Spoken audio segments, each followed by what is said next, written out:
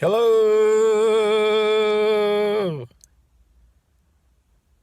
So yeah, we accept ourselves fully in order to manifest things better, in my opinion.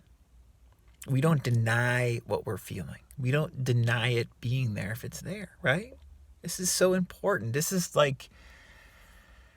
also the intersection of a lot of therapy, counseling type of approaches with this law of attraction stuff, which is, what I'm into.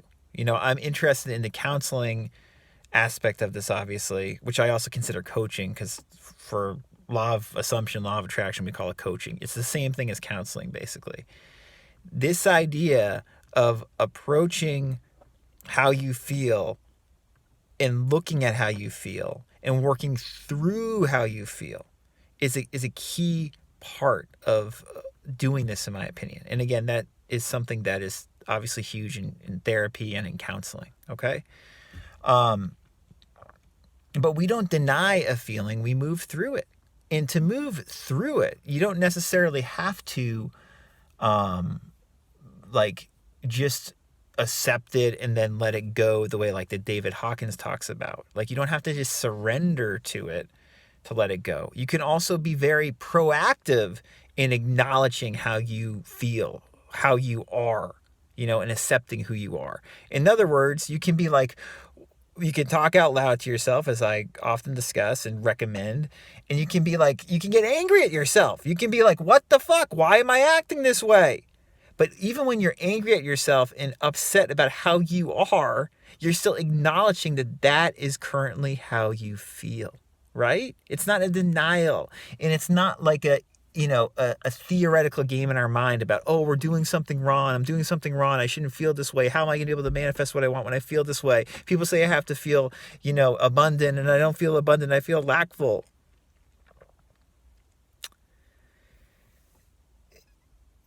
It's about feeling through stuff, accepting how you feel currently, accepting who you are right now, accepting that, and then feeling it. And by feeling it, you then are much more easily, in my experience, able to focus on what it is you want in the future. And like when I say feel good, not bad, I'm not saying there's something wrong with you when you feel bad. I'm saying that as a direct instruction or a direct piece of advice. In other words, when you feel bad, just recognize you feel bad. And if you recognize you feel bad, you're going to find it much easier to then feel good. And you can utilize these tools that we always talk about. You can speak out loud to yourself. You can jump up and down like a monkey. You can do the releasing, letting go technique that someone like David Hawkins or Claire Weeks discusses so well. You can actively affirm, as we've often been discussing recently. And you can do the technique we're going to talk about today from The Power of Your Subconscious Mind by Joseph Murphy, Chapter 6, Practical Techniques in Mental Healings, which is another affirmative type of technique and lines up well with everything we've just been discussing. But, to do these Joey Murphy techniques, to do these Neville techniques, and to at the same time not be cool with where you are presently, like how you feel, is going to make it so the technique is not going to probably work well. It's, a good metaphor. Genevieve Rackham, who's another good coach, she's kind of like Amanda Francis. She's somebody that I've been coached by before. She gives the metaphor, and it's probably not her metaphor, it's probably somebody else's, maybe Abraham Hicks. She gives the metaphor of it's like you want something, but you've got your foot not only on the gas to get it, you've also got your foot on the brake, right? Like if you don't feel good currently, right? If you feel anxious and stressed out and tight, or whatever term you want to use, if you feel that way, and you don't acknowledge that, and you're still trying hard to get what you want, but you don't acknowledge it, you've got your foot not just on what you want, which is the accelerator, but also on the brake, which is feeling bad, then you got a problem. If you acknowledge you currently don't feel that good, you feel tight, you feel anxious, and you realize, my foot is on the brake. Once you acknowledge that, you'll be able to take your foot off the brake and have it on the accelerator and just go, go, go, go, go. But we got to move through things to do that, right? And this circles back to what I was talking about yesterday too, about, do you see why, most of these YouTube videos about Neville's advice are not going to help you now? Because they don't talk about this.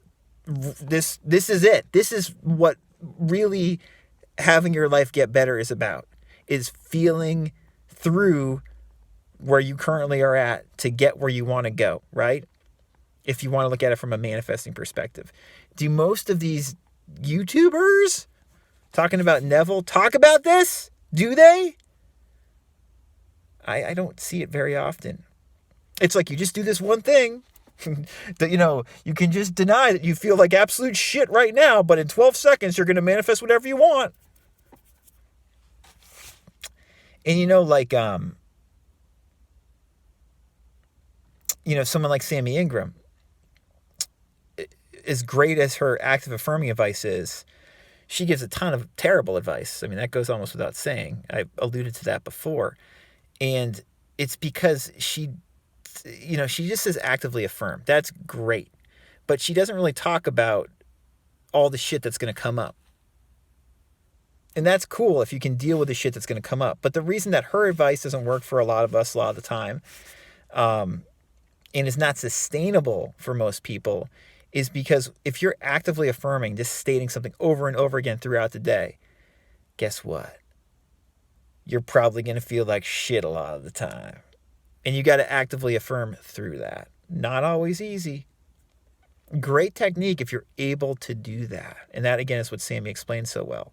But this idea of you got to be thinking rightly, even when you're not actively affirming, it's like, okay, how do I think rightly when I feel like shit?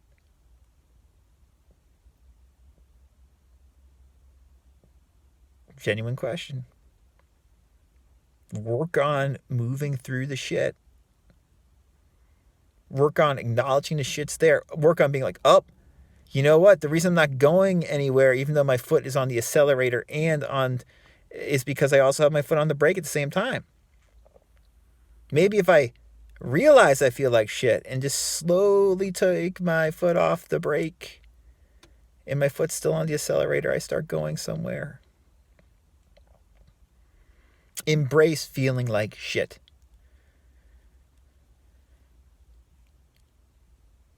I could talk about this stuff for another 3 hours in a row.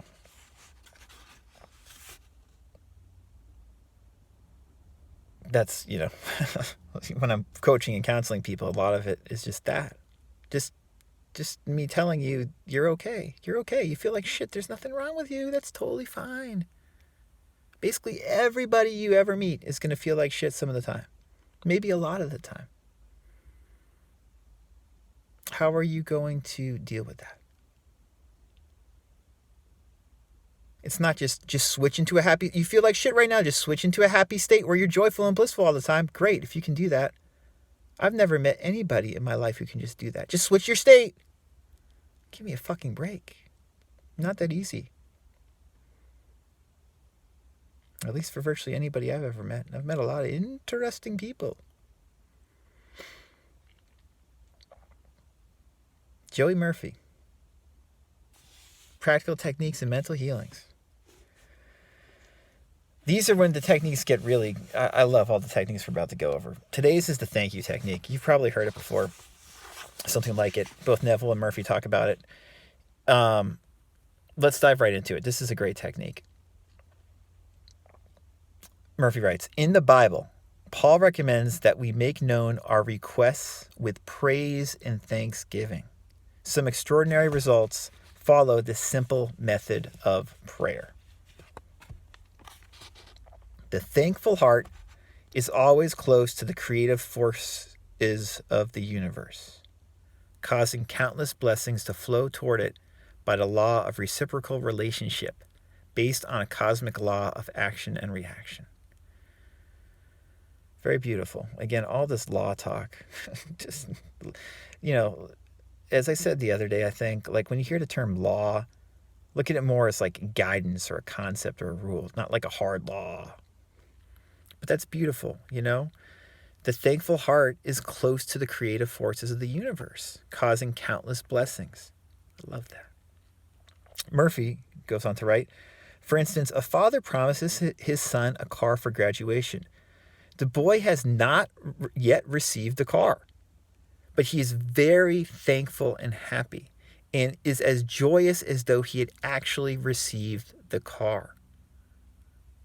He knows his father will fulfill his promise, and he is full of gratitude and joy, even though he has not yet received the car, objectively speaking. He has, however, received it with joy and thankfulness in his mind. He already has it. He already has it in his mind. You know, that same feeling, like literally feeling the same thing. This is like what I've, in regards to Neville's advice and what Murphy's talking about here, what I've long talked about, like in books like Relax More, Try Less, I wrote about this, that when you feel really relaxed and at ease, like, and I don't just mean like physically relaxed, I mean there's like an inner sense of relaxation and peace, that that those feelings of peace are so deep and profound that that's essentially the same feelings and contentment that you would have if you had exactly what you wanted, because it is what you want, right, in that moment. So cultivating that deep sense of inner relaxation and contentment is extremely helpful. And, that's, again, what Murphy is alluding to here with this thankfulness, this feeling of gratitude and thankfulness. If you can cultivate those feelings within you, you're going to have a lot to be thankful for. It's just kind of how it works, right? Murphy goes on to write, I shall illustrate how Mr. Broke applied this technique with excellent results. He said, bills are piling up. I am out of work. I have 3 children and no money. What shall I do? Regularly every night and morning for a period of about 3 weeks, he repeated the words, thank you, Father, for my wealth, in a relaxed, peaceful manner until the feeling or mood of thankfulness dominated his mind. He imagined he was addressing the infinite power and intelligence within him, knowing, of course, that he could not see the creative intelligence or infinite mind. He was seeing with the inner eye of spiritual perception, realizing that his thought image of wealth was the first cause relative to the money, position, and food he needed. His thought feeling was the substance of wealth, untrammeled by antecedent conditions of any kind. By repeating, thank you, Father, over and over again, his mind and heart were lifted up to the point of acceptance. When fear, thoughts of lack, poverty, and distress came into his mind, he would say, thank you, Father, as often as necessary. He knew that as he kept up the thankful attitude, he would recondition his mind to the idea of wealth, which is what happened. The sequel to his prayer is very interesting. After praying in the above-mentioned manner, he met a former employer of his on the street whom he had not seen for 20 years. The man offered him a very lucrative position and advanced him $500 on a temporary loan. Remember, $500 back in 1963 or, in the 60s or 50s was a good amount of money. Today, Mr. Broke is vice president of the company for which he works. His recent remark to me was, I shall never forget the wonders of thank you, Father. It has worked wonders for me. The thank you technique, the thank you method.